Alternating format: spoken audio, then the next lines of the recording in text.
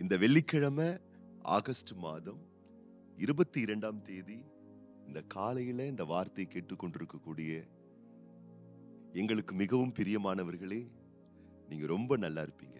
இன்னைக்கு நீங்க ரொம்ப ரொம்ப நல்லா இருப்பீங்க. நீங்களும் சொல்லுங்க பார்க்கலாம். எங்க கூடவே சேர்ந்து இன்னைக்கு நான் நல்லா இருப்பேன் சொல்லுங்களேன். கொஞ்சம் வாயை திறந்து சொல்லுங்களேன். இன்னைக்கு என் குடும்பம் நல்லா இருக்கும். நீங்க சொல்லுங்களேன். என் குடும்பம் இன்னைக்கு நல்லா இருக்கும். என்னுடைய கணவர் இன்னைக்கு நல்லா இருப்பாரு. என் மனைவி இன்னைக்கு நல்லா இருப்பாங்க. என் பிள்ளைங்க இன்னைக்கு நல்லா இருப்பாங்க. என் பிரயாணம் இன்னைக்கு நல்லா இருக்கும். என் படிப்பு விஷயத்துல இன்னைக்கு நான் நன்மைகளை நான் பார்ப்பேன். என் வியாபாரத்துல நான் நன்மையை பார்ப்பேன். இன்னைக்கு நான் என் வாழ்க்கையில ரொம்ப நல்லா நான் இருப்பேன். சொல்லுங்கள் அன்பானவர்களே, தவறே கிடையாது. நல்லதும் கெட்டதும் நான் சொல்லட்டுமா, நாள் கிழமை நட்சத்திரத்துல இல்லைங்க. நல்லதும் கெட்டதும் உங்க நாக்குல தாங்க இருக்கு. ஆகவேதான் நலமானதை நீங்க பேசுங்க. நல்லா இருப்பேன்னு சொல்லுங்க.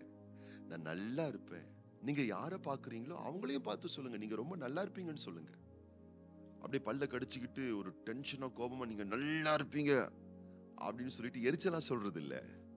அன்பா, கருணையா, பாசமா, மதிப்பா, மரியாதையா, நேசமா, ஜபத்தோட, ஸ்தோத்திரத்தோட நீங்க நல்லா இருப்பீங்கன்னு ஒவ்வொருவரையும் வாழ்த்துங்க. ஏன்னா நன்மையான விஷயம் உங்க நாவிலிருந்து தான் வெளிப்படுகிறது, புறப்படுகிறது. வேதம் சொல்லுகிறது, நீதிமொழிகளின் புஸ்தகம் 18ஆம் அதிகாரம் 21ஆம் வசனம், மரணமும் ஜீவனும் நாவின் அதிகாரத்தில் இருக்கும். அதில் பிரியப்படுகிறவர்கள் அதன் கனியை புசிப்பார்கள். சொற்கள் கற்கள் மாதிரின்னு சொல்லுவாங்க. கல் என்ன பண்ணும்? கல்லை வச்சு பில்டிங்கை கட்டவும் செய்யலாம், கல்லை வச்சு ஒருத்தரை காயமும் படுத்தலாம். அப்போ சொற்களை வச்சு உருவாக்கவும் செய்யலாம், சொற்களை வச்சு ஒருத்தருடைய உருவையை அழிக்கவும் செய்யலாம். சொற்கள் ஏணி மாதிரின்னு சொல்லுவாங்க பாருங்களேன். ஏணி என்ன பண்ணும்? ஏத்தியும் விடும், ஏணி இறக்கியும் விடும். அப்போ எப்படிப்பட்ட சொற்களை நம்ம பேசுறோம் அதுதான் ரொம்ப ரொம்ப முக்கியம். நம்ம காயப்படுத்தக்கூடிய சொற்களை பேசுறோமா, இல்ல கற்ற சொற்களை பேசுறோமா? ஏற்றத்தை கொடுக்கக்கூடிய பேச்சுக்களை அனுதினமும் பேசுறோமா, அல்லது இரக்கத்தை கொடுக்கக்கூடிய பேச்சுக்களை நம்ம பேசுறோமா? இதை நம்ம ரொம்ப கவனிச்சு பார்க்கணுங்க. உங்கள் வார்த்தையில் ஜீவன் இருக்கு. நீங்க நலமானதை பேசும் பொழுது ஜீவ விருட்ச கனி உங்க லைஃப்ல உண்டாகும். மோசமானதை பேசும் பொழுது மரண விருட்ச கனி உண்டாகும். அது நம்மையும் பாதிக்கும், நம்மை சார்ந்தவர்களையும் பாதிக்கும்.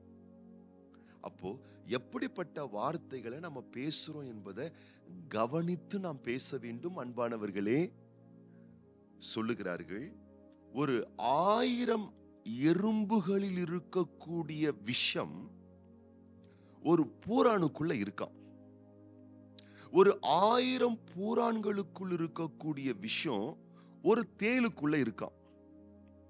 ஒரு 1000 தேள்களுக்குள் இருக்கக்கூடிய விஷம் ஒரு நல்ல பாம்புக்குள்ள இருக்காம். ஒரு 1000 நல்ல பாம்புகளுக்குள் இருக்கக்கூடிய விஷம் ஒரு மனுஷன் தீமையா பேசுறான் பார்த்தீங்களா, அந்த பேச்சில் இருக்கான் அந்த விஷம். அப்ப யோசித்து பார்த்துக் கொள்ளுங்களேன்.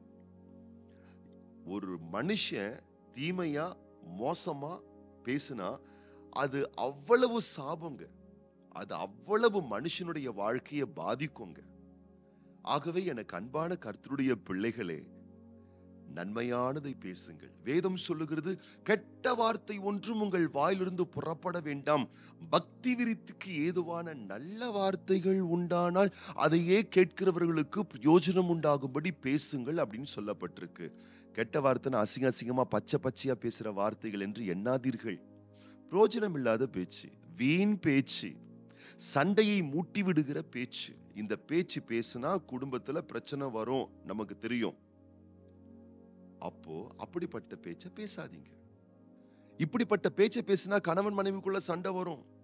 இப்படிப்பட்ட பேச்சை பேசினா அப்பா அம்மாவுக்கு டென்ஷன் வரும், இப்படிப்பட்ட பேச்சை பேசினா நம்முடைய வாய்ப்புகள் பறி போகும், இப்படிப்பட்ட பேச்சுக்களை பேசினா ஒருத்தருடைய மனசு புண்படும், இப்படிப்பட்ட பேச்சுக்கள் பேசினா நாமே சிக்கிக்கொள்வோம் என்று சொல்லப்படக்கூடிய பேச்சுக்களை தயவு செய்து தவிர்த்து விடுங்கள். நலமான, பாராட்டக்கூடிய, ஆனந்தத்தை கொடுக்கக்கூடிய, தேவனுக்கு மகிமையை கொடுக்கக்கூடிய நலமான வாக்குகளை பேசுங்க. நீங்க நல்லா இருப்பீங்க. நீங்க ரொம்ப ரொம்ப நல்லா இருப்பீங்க. இன்னைக்கும் உங்களுடைய பயணத்துல, உங்க வேலையில, நீங்கள் சந்திக்கக்கூடிய மக்கள் மத்தியில பிறர் என்ன வேணா பேசிட்டோங்க, அவங்க தப்பான விஷயத்தை சூஸ் பண்ணிக்கிறாங்க.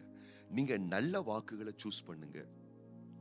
எல்லாரிடத்திலையும் அன்பான, கனிவான, கருணையான, பாராட்டக்கூடிய, புகழக்கூடிய, வளமுள்ள வாழ்க்கை, பிறர் வாழக்கூடிய அத்தனை நலமான வாக்குகளை நீங்க பேசுங்க.